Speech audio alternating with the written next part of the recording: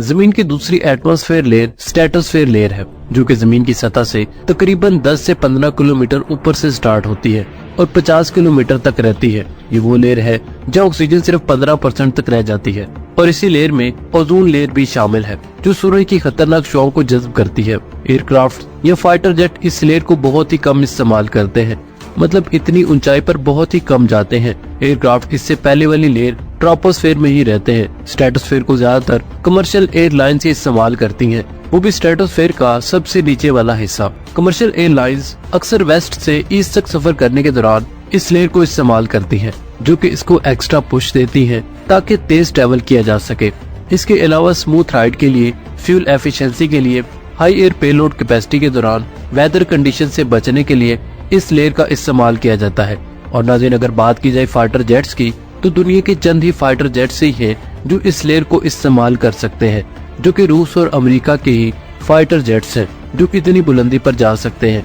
लेकिन ये त्यारे भी कम ही जाते हैं सिर्फ जरूरत के वक्त। और अगर बात की जाए स्ट्रेटोस्फेयर पर रहते हुए डॉग फाइट यानी लड़ाई करने की, तो दुनिया का कोई भी फाइटर जेट ये आज तक नहीं कर पाया और न ही इतनी कैपेसिटी किसी के पास है कि वो इस मुकाम पर जाकर डॉग फाइट कर सके, क्योंकि ज्यादा ऊंचाई पर जाकर लड़ना ज्यादा मुश्किल काम है।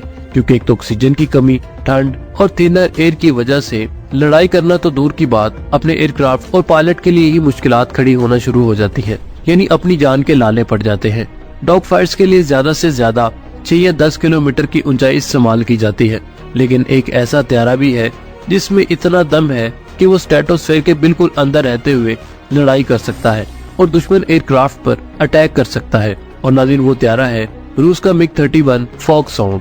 MiG-31 एक सुपरसोनिक इंटरसेप्टर एयरक्राफ्ट है और ये 25 किलोमीटर तक ऊंचा उठ सकता है और ये इस वक्त दुनिया का वाहिद एयरक्राफ्ट है जो इतनी बुलंदी पर ऑपरेट हो सकता है।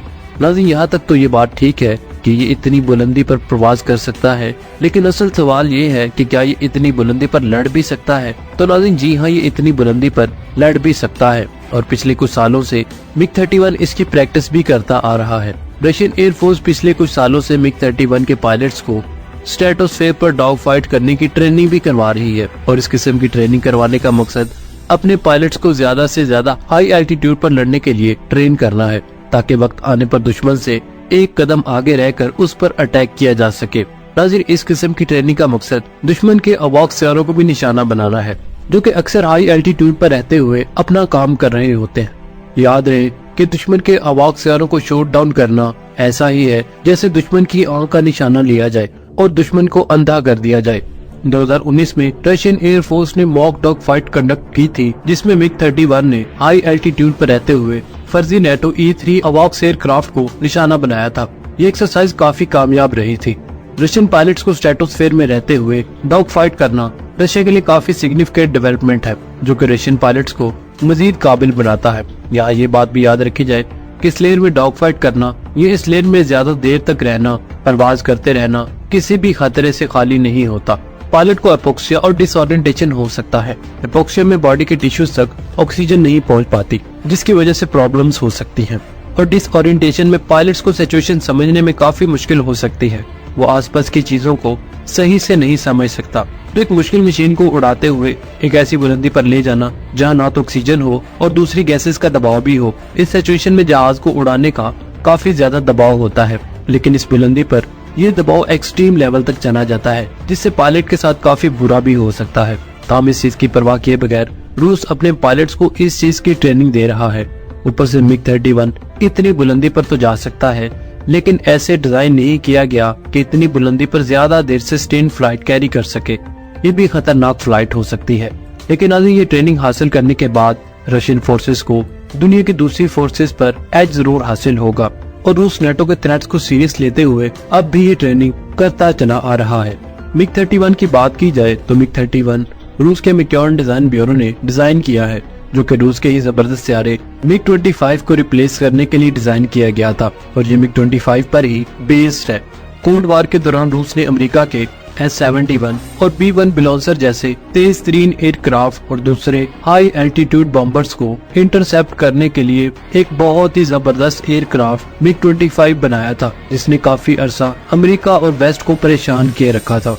इस एयरक्राफ्ट के नजदीक जाना तो दूर की बात, वेस्ट के मिसाइल भी इसकी स्पीड को नहीं पकड़ पाते थे। फिर ऐसा हुआ कि एक दिन इस एयरक्राफ्ट का राज खुल गया। रूस का एक पायलट विक्टर ब्लेनको इस एयरक्राफ्ट को अमेरिकी फोर्सेस तक ले गया, जिसके बाद अमेरिका ने इस एयरक्राफ्ट के सारे राज जान लिए। जिसके बाद रूस ने इससे भी बेहतरीन इंटरसेप्टर बनाने का सोचा ताकि MiG-25 को भी रिप्लेस किया जा सके। नाज़रीन, MiG-25 की रिप्लेस करने की सिर्फ यही वजह नहीं थी।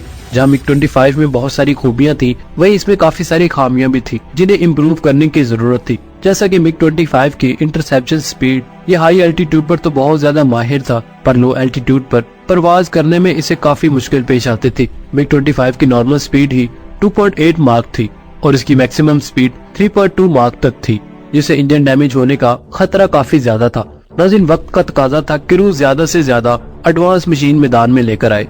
रूस ने MiG-31 में पहले से ज्यादा एडवांस रेडार डाला, जो कि काफी अहम डेवलपमेंट थी। इसमें look up and look down shoot down system था, यानी ये रेडार सिस्टम एयरक्राफ्ट के ऊपर और नीचे के भी टारगेट्स को ट्रैक कर सकता था और ये रेडार एक वक्त में कई सारे टारगेट्स को डिटेक्ट और ट्रैक कर सकता था और 400 किलोमीटर दूर से टारगेट को ट्रैक करना शुरू कर देता है। इस चीज ने रूस के इंटरसेप्टर को ज्यादा से ज्यादा वेस्टर्न इंट्रूडर्स को लॉन्ग रेंज से इंगेज करने की सलाहियत दी। इसमें ज्यादा एडवांस सेंसर और वेपन इंस्टॉल किए गए। इस एयरक्राफ्ट में क्रू की तादाद 2 रखी गई है, जिसमें एक वेपन सिस्टम ऑफिसर और दूसरा पायलट होता है। इसमें 2 पावरफुल इंजन इंस्टॉल किए गए हैं, जो कि इसको 3000 किलोमीटर पर आवर की स्पीड फ्राहम करता है। इसकी क्रूज स्पीड भी मार्क 2 से ऊपर बनती है। ये aircraft large amount of field carry करता है, जिससे इसकी रेंज 3000 किलोमीटर तक जाती है और ड्रॉप टैंक के साथ इसकी रेंज 5500 किलोमीटर तक चली जाती है। नाज़रीन, अगर इसके आर्मामेंट की बात की जाए तो 800 राउंड्स के साथ एक 23 mm की गन, जो कि बाद में रिमूव की गई, एयर टू एयर मिसाइल में 4 R-33, 4 R-40, 4 R-60, 4 R-73, 4 R-37, 4 R-77 missile carry कर सकता है। और नाज़रीन, ये सभी जदीद तरीन और खतरनाक एयर टू एयर मिसाइल्स हैं। Air to air surface missile में 4 KH-58 मिसाइल और एक KH-47 मिसाइल कैरी कर सकता है, जो कि सबसे खतरनाक मिसाइल है और ये हाइपरसोनिक मिसाइल भी है। ये ऐसा मिसाइल है कि अगर कोई एयरक्राफ्ट अपने मिशन में इसे कैरी करे तो समझ लो रूस बहुत ही एग्रेशन मोड में है। नाज़रीन, इस मिसाइल की रेंज 2000 किलोमीटर है और ये रिवायती वारहेड के साथ साथ न्यूक्लियर वारफेयर भी कैरी कर सकता है। नाज़रीन, इस मिसाइल की स्पीड मार्क 10 है और यहाँ MiG-31 एक इंटरसेप्टर एयरक्राफ्ट है, यानी जहाँ इसे दुश्मन के हथियारों से लड़ने के लिए डिजाइन किया गया है, वहीं ये जमीनी टारगेट्स को भी आसानी से हिट कर सकता है। इस एयरक्राफ्ट में पावरफुल इलेक्ट्रॉनिक वारफेयर मोड भी है, जो कि दुश्मन के रेडार और कम्युनिकेशन सिस्टम को डिस्क्रप्ट कर सकता है। नाज़रीन, 1971 में इस इंटरसेप्टर को प्रोडक्शन लाइन में डाला गया और 1981 में इसे इंट्रोड्यूस किया गया था और 1994 तक ये प्रोड्यूस किए जाते रहे। रूस अब तक 519 ऐसे तैयारे बना चुका है और इसके 15 वेरिएंट बनाए जा चुके हैं, जिनमें सैटेलाइट को शूट डाउन करने वाला लो ऑर्बिट में रहते हुए छोटे सैटेलाइट लॉन्च करने के तौर पर export variant, ground attack variant और ऐसे कई मॉडिफिकेशन वाले वेरिएंट शामिल हैं। ये इतना काबिल तैयारा है कि 1980 से लेकर अब तक सर्विस में शामिल है और मजीद 2040 तक इसे रिटायर करने का कोई इरादा नहीं है। नाज़रीन, ये इस वक्त दुनिया का वाहिद इंटरसेप्टर तैयारा है जो सबसे तेज तरीन है और सबसे ज्यादा बुलंदी पर परवाज कर सकता है। नाज़रीन, MiG-31 तैयारा कई मुनफरिद रिकॉर्ड भी कायम कर चुका है, जिनमें सबसे ज्यादा ऊंचाई पर जाने का रिकॉर्ड, जो कि 1,23,524 फीट की बुलंदी पर जाकर बनाया गया। और नाज़रीन, आजकल के फाइटर जेट्स की तो टोटल अल्टीट्यूड रेंज ही 60,000 फीट से ज्यादा नहीं होती और ये तैयारा उनसे डबल बुलंदी पर जा चुका है। नाज़रीन, ये रिकॉर्ड 30 अगस्त 1977 को बनाया गया था। इसका दूसरा बड़ा record time to height record है, यानी तेजी से हाइट पर जाने का रिकॉर्ड। ये एयरक्राफ्ट 1,14,800 फीट की बुलंदी तक सिर्फ 4 मिनट और 11 सेकंड में पहुंचने का रिकॉर्ड बना चुका है, यानी 4 मिनट में 35 किलोमीटर की बुलंदी तक जा चुका है, जबकि सियारे को 25 किलोमीटर तक जाने के लिए डिजाइन किया गया था। लेकिन नाज़रीन, ये रिकॉर्ड से ये जाहिर होता है कि ये एयरक्राफ्ट कहीं ज्यादा पावरफुल है। तो नाज़रीन, अब तक के लिए सिर्फ इतना ही। उम्मीद है आपको ये वीडियो पसंद आई होगी। अगर पसंद आई तो इसे लाइक और शेयर करने के साथ साथ कमेंट सेक्शन में हमें जरूर बताएं कि आपको ये वीडियो कैसी लगी। इसके साथ ही आमिर सोहेल को इजाजत दीजिए। अल्लाह निगहबान।